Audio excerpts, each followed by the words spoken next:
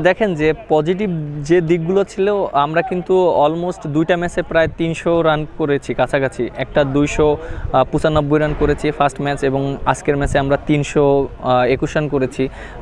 এটা আমাদের টিমের জন্য অনেক পজিটিভ সাইন ছিল এবং ব্যাটসম্যানরা রান করেছে, বিশেষ করে জাকির আলী অনেক খুব ভালো ফিনিশিং দিয়েছে, রিয়াদ ভাই যেভাবে ব্যাটিং করেছে এবং আরও তামিম যেভাবে ব্যাটিং করেছে উপর থেকে।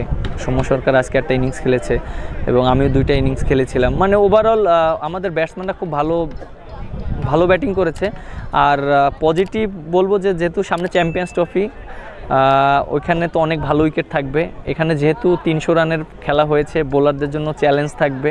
বোলাররা আরও কাজ করতে পারবে যে কোন জায়গায় আমাদের ইমপ্রুভ করতে হবে, যে আমরা 300 রান করে হেরে গিয়েছি, আমরা ডিপেন্ড করতে পারিনি। সো ওইভাবে আমরা মেন্টালিটি আগাতে পারবো এবং আমাদের ল্যাকিংসগুলো নিয়ে কাজ করতে পারবো।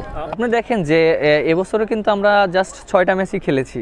আপনি দেখেন ওয়ার্ল্ড কাপের পর কিন্তু আমাদের ওডিআই খেলেছি আফগানিস্তান সিরিজ 3টা ম্যাচ, আর এখানে 3টা ম্যাচ, 6টা ম্যাচ খেলেছি। এক বছরে কিন্তু আমরা জাস্ট 6টা ম্যাচ খেলেছি আর 6টার ভিতরে আমরা 5টাই হেরেছি। বাট একটা জিনিস দেখেন যে আমরা টেস্ট ক্রিকেটের খেলার ভিতরে ছিলাম, হয়তো আমাদের ওডিআইটা নিয়ে ওইভাবে চিন্তা ছিল, বাট যেহেতু সামনে চ্যাম্পিয়ন্স ট্রফি আমাদের অবশ্যই জিততে পারলে ভালো হতো, কনফিডেন্ট থাকতো। বাট তারপরেও অনেক সময় আছে আমাদের, আমরা কোন জায়গায় আমাদের ভুলগুলো আছে আমরা সেই ল্যাকিংসগুলো করতে পারবো।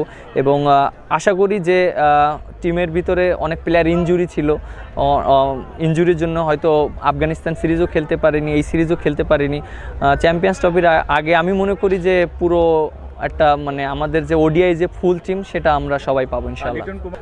দেখেন যে উইকেটটা খুব ভালো ছিল, আমরা যেভাবে ব্যাটিং করেছি আমরা খুব ভালো ব্যাটিং করেছি। আর 320 রান করে হেরে যাবো, এটা আসলে অবশ্যই অনেক ডিসঅ্যাপয়েন্টেড। আমি মানে বিশ্বাস করিনি যে এই ম্যাচটা হারবো। আর সত্যি কথা বলতে যে আমরা উইকেটও নিয়েছিলাম প্রথম 20 ওভারের দিকে, তো 4 উইকেট ফেলিয়ে দিয়েছিলাম ওদেরকে। বাট মাঝখানে তারপরে ওরা একটা পার্টনারশিপ করে ফেলেছে প্রায় 150 রানের মতন।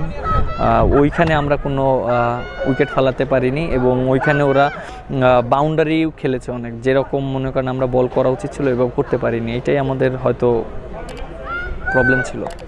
দেখেন যে একটা প্লেয়ারের তো অবশ্যই ব্যাড টাইম যায়, আর এটা নিয়ে হয়তো কাজ করবে, কোচদের সাথে কথা বলবে কিভাবে এখান থেকে কামব্যাক করা যায়, কারণ তার অনেক এক্সপিরিয়েন্স আছে ইন্টারন্যাশনাল ক্রিকেট খেলার এবং কিভাবে খেলতে হবে সে এটা জানে। বাট আমার কাছে মনে হয় যে সে এটা নিয়ে কাজ করবে।